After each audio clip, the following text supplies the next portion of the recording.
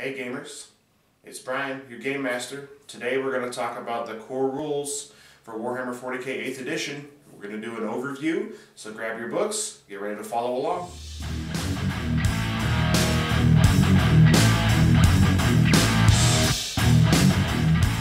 Alright gamers, so we're going to take a look at the core rules. We're going to do an overview of all the phases in the new edition of Warhammer 40k.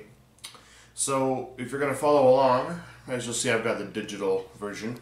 If you're following along, we're going to start on page 176 of the main rulebook. If you don't have the main rulebook, and if you're just looking at the little 12-page download that you can get, it's going to be page 1. Okay. So on this page talks about core rules. This gives you a breakdown of the battle round. Of your 6 phases, so your move phase, psychic phase, shooting phase, charge phase, fight phase, morale phase. Now a battle round is a combination of 2 turns. My turn, your turn.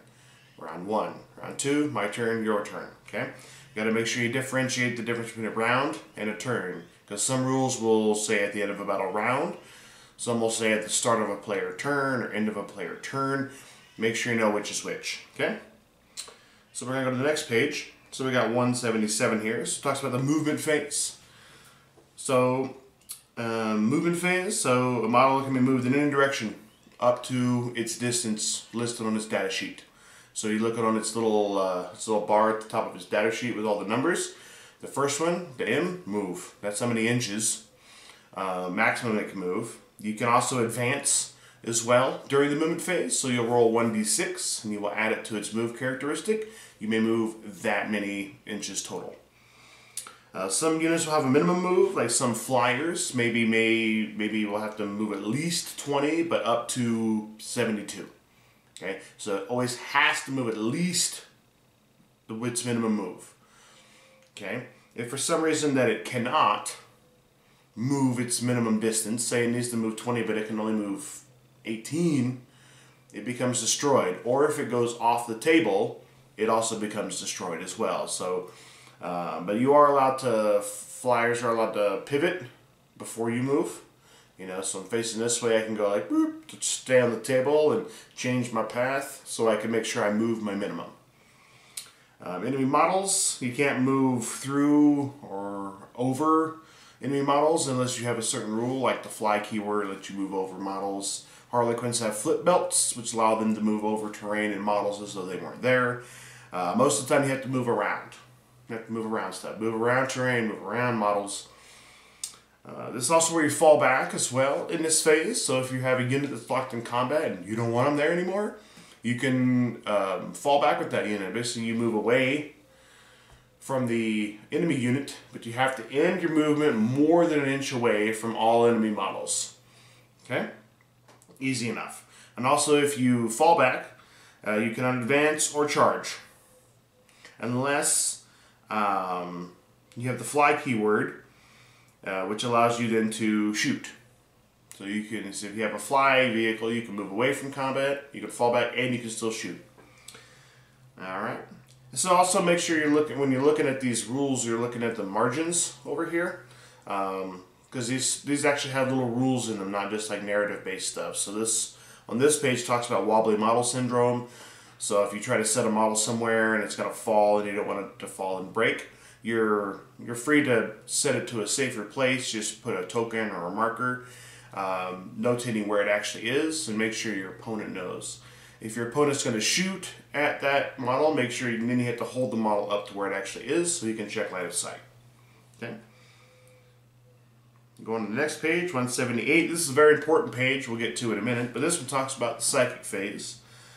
So your psychic sequence is you choose a psyker and a power. You make your psychic test.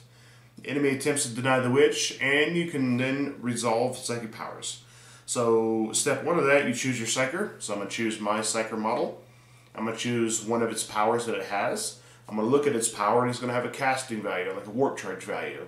5, 6, 7, 8, whatever it is. I'm going to take 2d6. I'm going to roll those, and I need to equal to or higher than that number. So as an example, Smite, okay, which every psyker knows is a warp charge value of 5. So I'm going to roll 2d6 and need a 5 or better. for it to go off. Which then it talks about smite directly below that. Then so now you're gonna deny the witch. So if an enemy psyker or an enemy unit that is allowed to do so is within 24 inches, they may roll 2d6. If the total is greater than the result of the psychic test, so say I roll a 7, the enemy has to roll at least an 8 to stop it. It can't be equal. It says in the rules it has to be greater. Okay? So if the enemy fails to deny the witch, then you just resolve the psychic power. You look at whatever the power is. So say smite, and back to my example, I rolled a 7. The closest visible enemy unit would take D3 mortal wounds. Okay? Also, in the margins on this page, you look over here on the left, and this talks about rerolls. Now this one's a very big change from previous editions. So this one states, so you can never reroll a dice more than once, and rerolls happen before modifiers, if any, are applied. Let's read that last part again. Rerolls are taken before any modifiers are applied. Well, what does that mean, Brian? So in previous editions, see, I needed a 3 to hit you, a 3 or better, but you gave me a -1. So we would say I need 4s. I would roll my dice. Anything that wasn't a 4, I would re-roll and try to get 4s or better. Okay?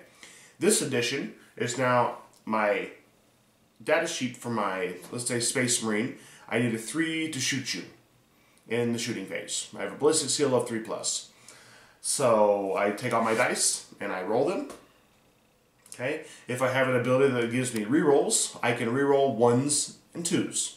I reroll then those 1s and 2s. Okay? And that's done. Now you apply your penalty. You give me a -1 to hit you. So now my 3s no longer hit, but I can't reroll them. Because when I was rolling, 3s hit because of my data sheet. So then 1s, 2s, and 3s go away. 4s, 5s, and 6s would then hit. Okay? Make sure that you remember that. It does talk about roll-offs. This is if, say, you and your opponent cannot agree on how something is supposed to be exactly handled. Each of you roll a dice. Whoever rolls the higher gets to choose for that game how it happens. And it also talks about sequencing. While playing Warhammer 40k, you'll occasionally find that 2 or more rules are to be resolved at the same time, normally at the start of the movement phase or before the battle begins. When this happens, the player whose turn it is chooses the order. If these things occur before or after the game, or at the at the start or end of a battle round, the players roll off, and the winner decides in what order the rules are resolved. Okay. And on to the next page. The next page, or 179, we're talking about the shooting phase. You got your sequence. You're going to choose a unit to shoot with. You're going to choose your targets. You're going to choose ranged weapons and resolve your attacks. Okay, so step 1, choose a unit to shoot with. I'm going to say Space Marines. I'm going to shoot, and I'm going to shoot your unit over there. Okay, now also, when you choose your targets, a unit can shoot at different targets or fire different weapons at different targets. So say I've got a 10-man tactical squad of Marines. I got a las cannon in there, and let's say I've got 9 bolt guns. Well, I want to shoot my 9 bolt guns at your orc boys. Then I'm going to shoot my las cannon at your truck. Okay, instead of wasting my las cannon shot on your boys, the las cannon can shoot at something different. Okay, because then you're going to choose your ranged weapons. Some models may be armed with multiple ranged weapons. Okay, so if they have multiple ranged weapons, they may fire all of them, with some exceptions, at different units. So let's see. So if a model has several weapons, it can shoot all of them at the same target, or it can shoot each at a different enemy unit. Similarly, if a unit contains more than one model, they can shoot at the same or different targets as you choose. In either case, declare how you would split up the unit shooting shots, the shooting unit shots before any dice are rolled, and resolve all the models against one target before moving on to the next. Okay, it's pretty simplistic. Number of attacks. This talks about some weapons will have multiple shots. Like a bolt gun is a rapid fire 1, so at more than 12 inches away, it fires a single shot. Within 12 inches, it fires 2 shots. Okay? Just make sure you look at the profile of the weapon. It'll tell you exactly how many shots it fires. In the margins in this page, it talks about fast rolling. So say you have a bunch of weapons that have similar profiles. Instead of rolling each weapon individually, you can roll it all together. If you use different colored dice, needing different numbers to hit, you know, it's really all up to you. Just make sure that when you roll, your opponent knows exactly what dice are for what weapon, for what character, needing what and what. It just speeds the game up instead of rolling all this weapon, rolling all this weapon, rolling all this weapon. You know, makes the game go a little faster.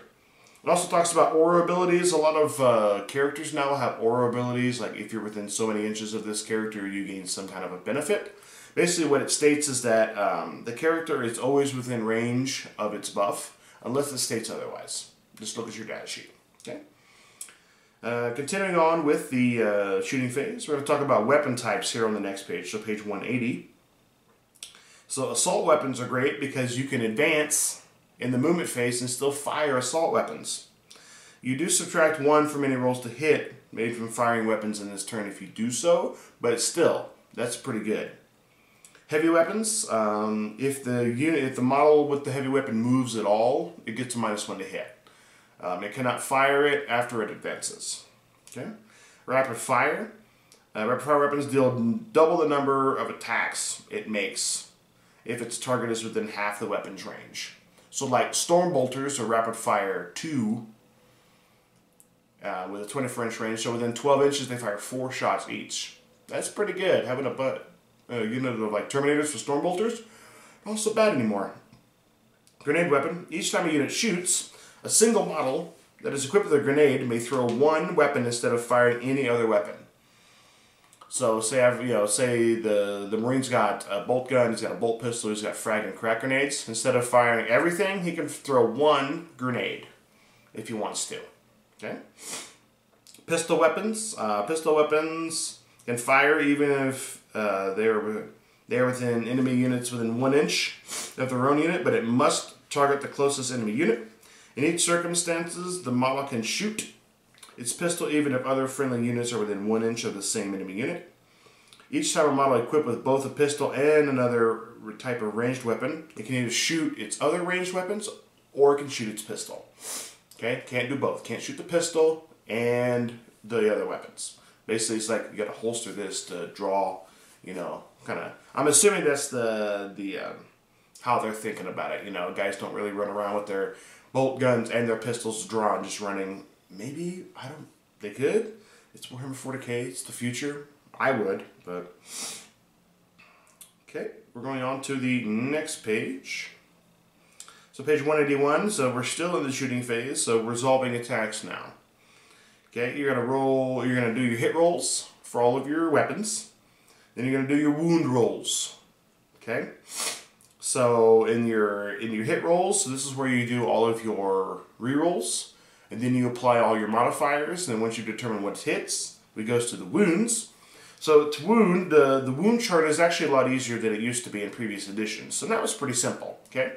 If the strength of the weapon is equal to the toughness of the target, it's 4s. If the strength of the weapon is lower than the toughness of the target, it's 5s. If the strength of the weapon is half the toughness of the target, it's 6s. Okay? But if the strength is higher than the toughness, it's 3s. If the strength is double, it's 2s. Simple enough. Okay?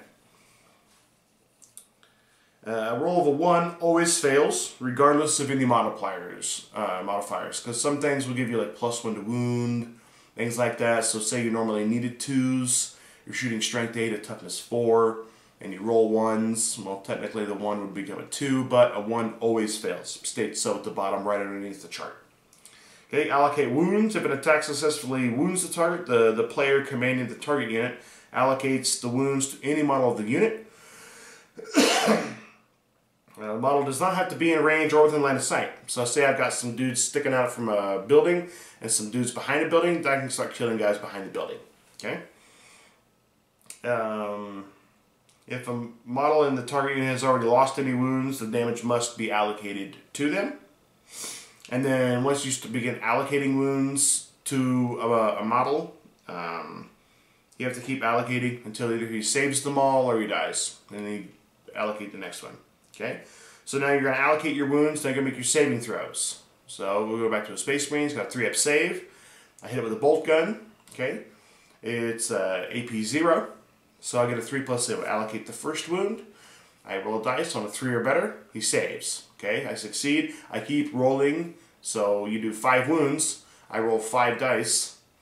And if I get anything less than a 3, so a 1 or 2, that one dies. And then I allocate to another model. Then it will die. And then keep making saves until all the wounds have been allocated and saved. And then inflicting damage. So any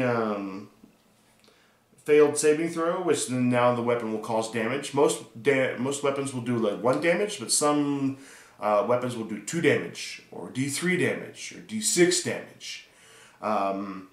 It's always good to remember though that multiple damage over the wounds of a model does not spill over. So let's say I've got 2 Marines. You hit me with a las cannon, it does D6 damage. Okay, you hit, you wound me.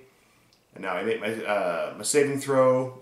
I don't get a saving throw, but now you do 6 damage. That one guy in my unit of 2 takes all 6. He doesn't take 1 and die, and then the other guy takes 1 and dies. Nope. It's just all the damage from a single attack gets allocated to a model. Now there are some weapons that will spill over. A good example is the Dark Angels. They're I'm not having a brain fart right there. They're Deathwing Knights. They're like the sergeant in that. He's got the flail. Its profile says that damage from that weapon will spill over. Because I think it does 2 damage, or D3 or something like that. So you'll kill a unit and then extra damage will spill over into additional models. So, which is really, really good. Alright, it also talks on this page about invulnerable saves. Some models will have an invulnerable save and an armor save.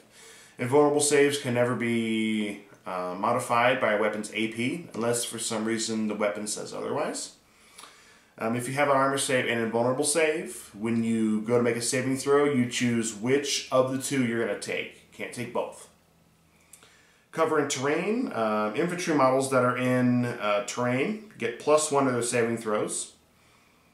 Vehicles and monsters only gain the benefit of being in cover if over, I believe it's 50% of the model is obscured. Okay? Alright, then it also talks about mortal wounds. So some weapons will deal mortal wounds. Like as an example, Smite from the Psychic phase deals mortal wounds. Mortal wounds cannot be saved against like, with armor and invulnerable saves. Some units will have abilities that allow them that when they take wounds or mortal wounds, they get to roll dice. Normally like on a 6 or a 5 or 6, they get to ignore the wound. Like Death Company from Blood Angels, they have that rule if they take any wound, mortal or whatever, on a 6 of a die roll, they get to ignore it. Okay? All right, let's go on to the next page. So 182. So here we're going to talk about the charge phase. This one's pretty simple. So you got 4 steps. Choose unit to charge with. Choose your targets. Enemy resolve overwatch. And you roll 2d6 to make your charge move. So step 1, you're going to choose any unit from your army within 12 inches of the enemy can charge in this phase. You may not choose a unit that advanced or fell back unless they have a special rule that says otherwise, nor that started the charge phase within 1 inch of an enemy. You're going to choose targets, so once you have chosen an eligible unit, select 1 or more units that are within 12 inches of them as the target or targets of the charge. This is pretty important. I'll touch on this, why this is important briefly, when I get down to the bottom of this page, but then there'll be another video, maybe like a tips and tactics on really why this is important.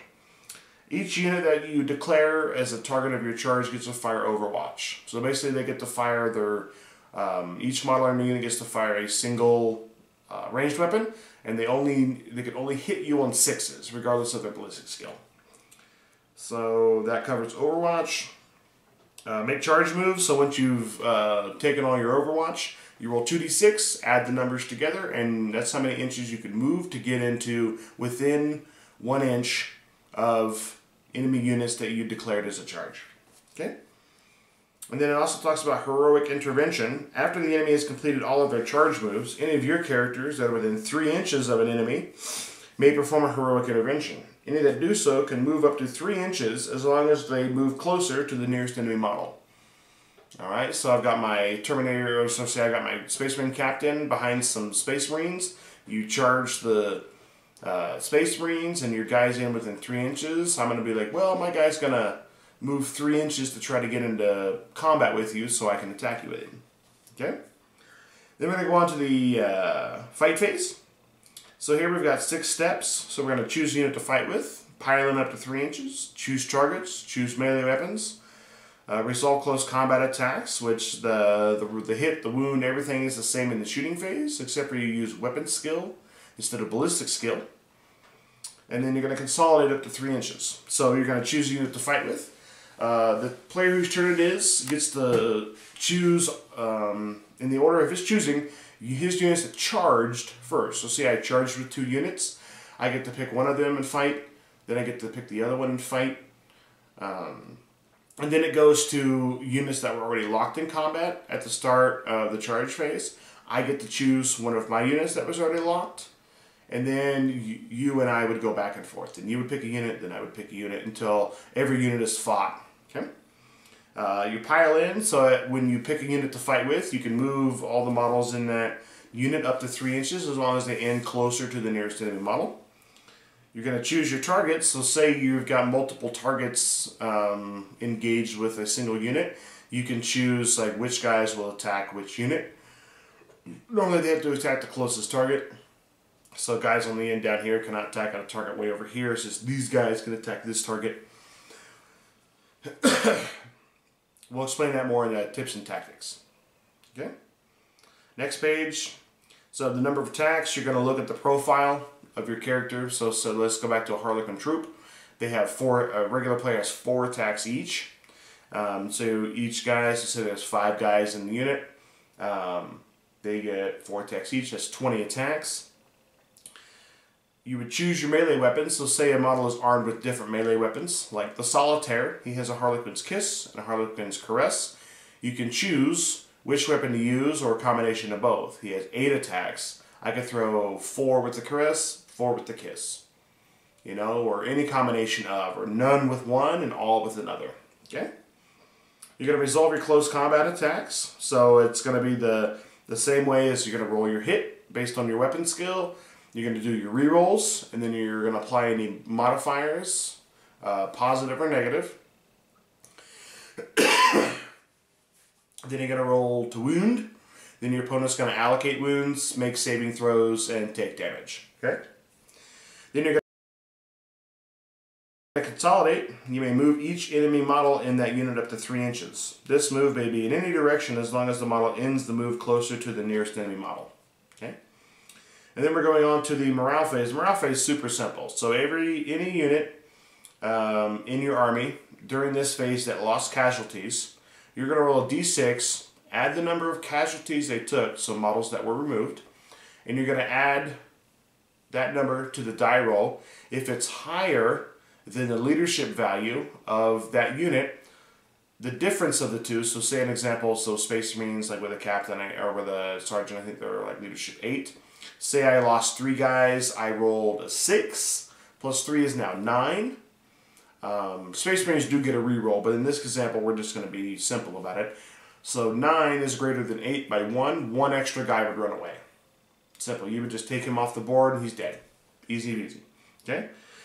This also talks about transports over here. In the black section on the right-hand side of the page, talks about transport capacity, embarking and disembarking. So transport capacity, just going to look on the data sheet for the transport. It'll tell you how many guys it holds. Embarking, if all the models in the unit in there move within 3 inches of a friendly transport, they can embark within it. Remove the unit, set it aside, notate that it's inside that vehicle.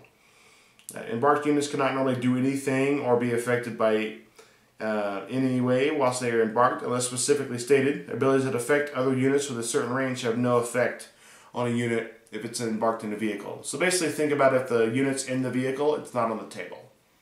Okay? If the transport is destroyed, any models embarked within it immediately disembark. So you can come out within 3 inches of the vehicle. And then you're going to roll a dice for every one. So you're going to roll dice for each model in the unit. For each one guy just is slain. No saves, nothing. He's just dead. Okay? Disembarking, so this talks about models come out within 3 and then they can move normally. But this has to be before the vehicle moves. So if the unit begins its movement phase embarked within a transport, it can disembark before the transport moves.